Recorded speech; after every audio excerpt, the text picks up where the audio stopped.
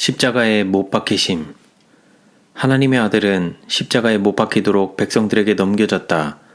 그들은 승리의 함성을 울리며 고귀한 구주를 끌고 갔다. 그는 매와 채찍에 맞아 피를 많이 흘리셨다. 고통과 피곤함으로 기운이 진하여져서 실신하시기도 하셨다. 그런데도 그는 자기가 못 박혀야 할 무거운 십자가를 지고 가셔야 했다. 예수께서는 십자가의 무게에 눌리어 기절하셨다. 3번이나 그는 십자가를 맨 채 넘어지셨다. 공개적으로 그리스도를 믿는다고 공언하지는 않았지만 믿고 따르던 한 사람이 그의 십자가를 대신 졌다. 그는 그 십자가를 지고 운명의 현장까지 갔다. 천사들의 무리들이 그 장소의 바로 위 하늘에 정렬하고 있었다. 많은 그리스도의 제자들이 슬퍼하고 비통한 눈물을 흘리며 갈바리까지 따라갔다. 그들은 며칠 전에 가장 높은 곳에서 호산나 라고 외치며 그들의 겉옷과 종려나무가지를 길에 깔며 예루살렘으로 향한 그분의 승리의 입성을 따라가던 일을 회상하였다. 그때 그들은 그분께서 나라를 취하시고 이스라엘 왕으로 군림하시리라 생각하였었다. 그러나 이 얼마나 다른 장면인가. 그들의 기대는 산산조각이 나버렸다.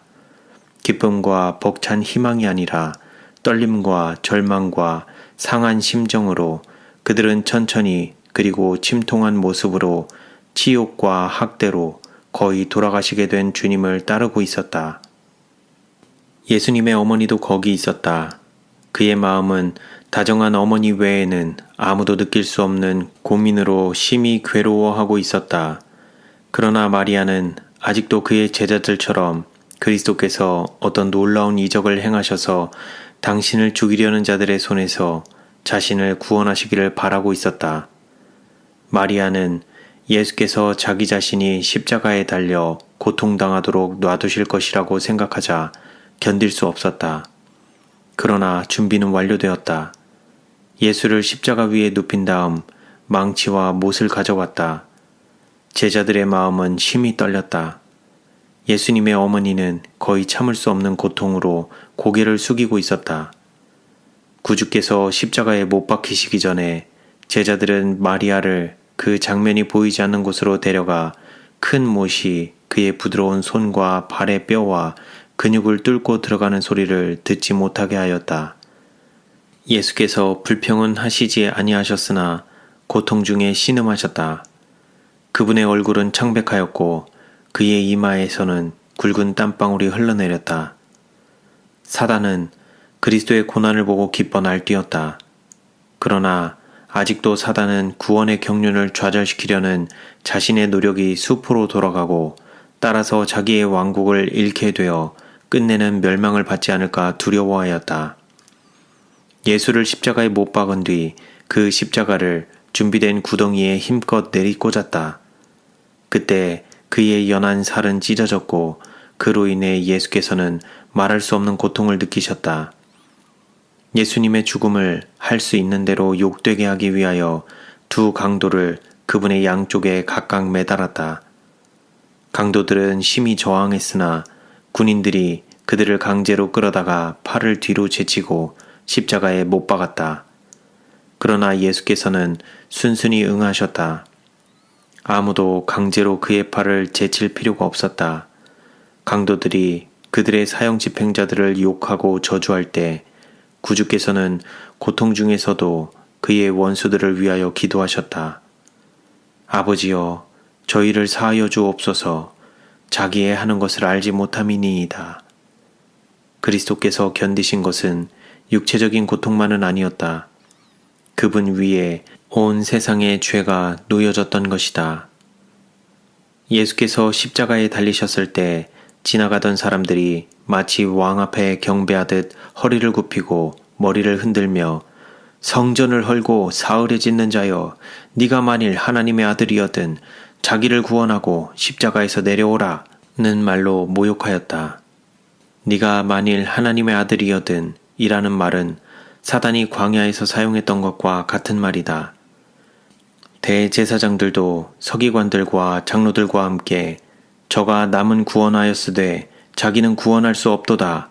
이스라엘의 왕 그리스도여, 지금 십자가에서 내려와 우리로 보고 믿게 할지어다 라고 말하며 그를 조롱하였다.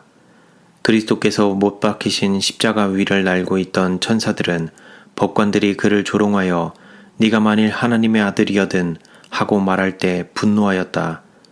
그들은 거기서 내려가 예수님을 구해내고 싶었으나 그들은 그렇게 할 수 없었다.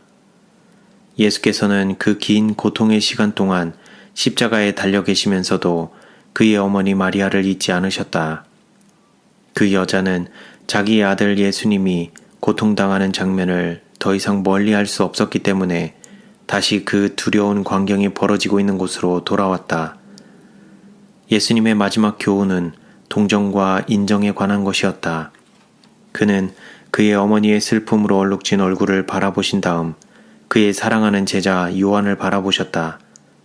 그는 어머니를 향해 여자여 보소서 당신의 아들이니이다 라고 말씀하셨다. 그리고 요한에게는 보라 내 어머니다 라고 하셨다. 그때로부터 요한은 마리아를 자기 집에 모셨다. 예수께서 고통 가운데서 목마르다고 말씀하셨을 때 그들은 신 포도주를 해융에 적시어 그분께 드렸다. 그는 그것을 맛보시고 거절하셨다.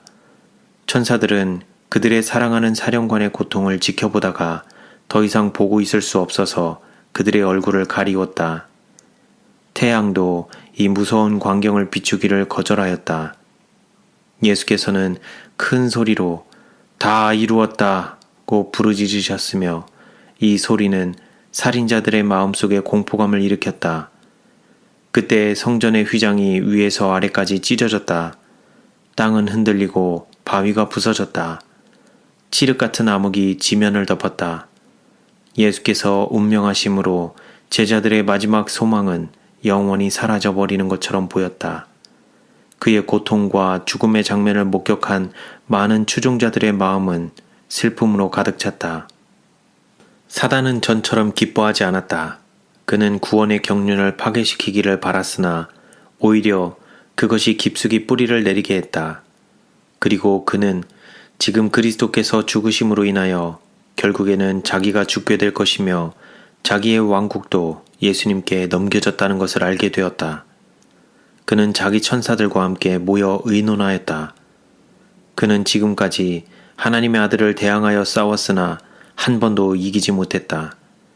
이제는 그들의 노력과 힘을 더욱 증가시켜 예수의 제자들을 공격 목표로 삼기로 하였다. 그들은 많은 사람들로 하여금 예수께서 그들을 위하여 대속하신 구원을 받아들이지 못하게 방해하기로 하였다. 그렇게 함으로써만 그들은 여전히 하나님의 정부를 대항하여 싸울 수 있었다. 가능한 한 많은 사람들로 하여금 예수님께 가까이 접근하지 못하게 하는 것이 그들의 최대의 취미였다. 그리스도의 보혈로 구속함을 받은 자들의 죄가 마침내 죄악의 원조인 사단에게로 돌아갈 것이므로 사단은 그들이 받을 형벌을 받아야 하고 예수님을 통한 구원을 받아들이지 않은 사람들은 자기들의 죄에 대한 형벌을 받게 될 것이다. 그리스도의 생애는 세상의 부귀와 영화와는 상관이 없는 생애였다. 그분의 겸손과 극기는 제사장들과 장로들의 교만과 방종에 비하면 현저한 대조를 이루었다. 그분의 흠없고 순결함은 그들에게 있어서 죄에 대하여 끊임없는 견책이었다. 그들은 예수님의 겸손과 거룩하심과 순결을 경멸하였다. 그러나 멀지 않아 그들은 하늘의 장엄함과 그의 아버지의 영광을 입으신 그분을 보게 될 것이다. 재판장에서는 예수께서 그의 피를 갈구하는 원수들에게 둘러싸여 있었으나 그때에는 그의 피를 우리와 우리 자손들에게 돌리라고 외치던 그 무자비한 자들이 영광의 왕이신 그리스도를 보게 될 것이다. 모든 천군들은 죽임을 당하셨으나 능력의 정복자로 다시 사신 그분에게 장엄한 승리의 노래를 부르며 그분을 호위할 것이다. 포악한 승리의 함성이 비열하고 모독적인 언사와 섞여 군중 가운데서 일어날 때 한 비천한 자가 영광의 왕의 얼굴에 침을 뱉었다. 그들은 온 하늘을 찬미로 충만케 했던 그 얼굴을 마구 때려 상처를 입혔으나 멀지 않아 한낮의 태양보다 더 밝게 빛나는 그 얼굴을 보게 될 것이며 그들은 그 얼굴을 피해 숨으려고 어찌할 바를 모를 것이다. 그때에는 그들이 포악한 승리의 함성을 울리는 대신에 심히 통곡할 것이다. 그때에 예수께서 십자가의 흔적이 남아있는 당신의 손을 보이실 것이다. 그분은 이 잔혹한 표적을 영원히 지니고 계실 것이다. 그분의 손과 발의 못자국들은 인간을 위한 그분의 놀라운 구속과 그 구속을 위하여 지불한 무한한 값에 대하여 계속 말해줄 것이다. 생명의 주님의 옆구리에 창을 깊이 찔러 넣었던 바로 그 자가 그날 창자국을 볼 것이며 깊은 고민 가운데서 그들이 주님의 몸에 상처를 입힌 자기들의 행위에 대해 통곡할 것이다. 그분을 죽이던 살인자들은 그리스도의 십자가 위에 붙어있던 유대인의 왕이라는 팻말에 몹시 화를 냈으나 그때에는 영광과 왕의 권세로 강림하시는 그분을 뵙지 않을 수 없을 것이다. 그들은 그의 옷과 머리에 생생하게 기록되어 있는 만왕의 왕이요 만주의 주라는 글씨를 보게 될 것이다. 그가 십자가에 달려 있을 때 그들은 이스라엘의 왕이여 지금 십자가에서 내려올지어다. 그러면 우리가 믿겠노라고 조롱하였다. 그들은 이제 당당하게 능력과 위엄으로 오시는 그분을 볼 것이다. 그들은 그가 이스라엘의 왕이 되심에 대한 증거를 더 이상 요구하지 않을 것이다. 반면에 그분의 위엄과 영광에 압도되어 주의 이름으로 오시는 이에게 복이 있을지로다 라는 말로 그분을 인정할 수밖에 없을 것이다. 땅이 흔들리고 바위가 부서지며 온 땅이 암흑으로 덮여 있을 때 다 이루었다고 하신 그의 크고 강한 부르짖음은 그의 원수들을 떨게 했다. 제자들은 이 같은 기이한 현상들을 보고 이상하게 생각했으나 그들의 희망은 모두 깨어지고 말았다. 그들은 유대인들이 자기들도 죽이지 않을까 염려하였다. 그들은 하나님의 아들에 대한 유대인의 증오가 이것으로 끝나지 않을 것을 알았다. 그들은 한적한 시간에는 절망과 낙담에 빠져 통곡했다. 그들은 예수께서 이 세상의 왕으로 등극하기를 기대했으나 이러한 희망은 그의 죽으심과 함께 무너져 버렸다. 슬픔과 절망 속에서 그들은 그분에게 속은 것이 아닌가 하는 의심까지 갖게 되었다. 예수님의 어머니조차도 그를 메시아로 믿던 그의 믿음이 흔들렸다. 제자들은 비록 예수님께 걸었던 희망이 좌절되었다 할지라도 아직 그분을 사랑하고 있었으므로 그의 몸을 고이 장사 지낼 수 있기를 바랐다. 그러나 그들은 어찌할 바를 몰랐다.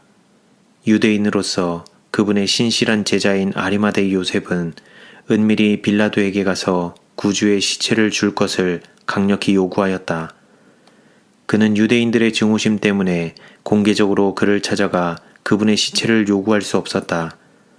제자들은 예수님의 시체를 존귀한 장소에 안치하려는 그들의 노력이 오히려 그 반대로 되지 않을까 걱정하기도 했다.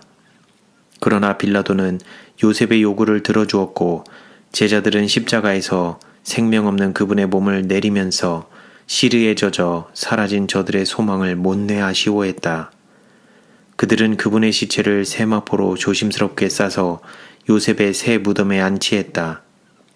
그리스도께서 살아계실 때 그분을 겸손하게 따랐던 여자들은 그분의 원수들이 혹시 그분의 시체를 가져가지는 않을까 염려해서 그분의 시체를 무덤에 안치하고 큰 바위를 문어기에 놓을 때까지 그 곁에 있었다. 그러나 그들은 그렇게 염려할 필요가 없었다. 왜냐하면 하늘의 천사들이 영광의 왕을 무덤에서 해방시키라는 명령을 애타게 기다리면서 말할 수 없는 관심을 가지고 예수의 안식처를 지키고 있는 것을 내가 보았기 때문이다. 그리스도를 죽인 자들은 그가 다시 살아나서 도망하지는 않을까 하고 두려워하였다.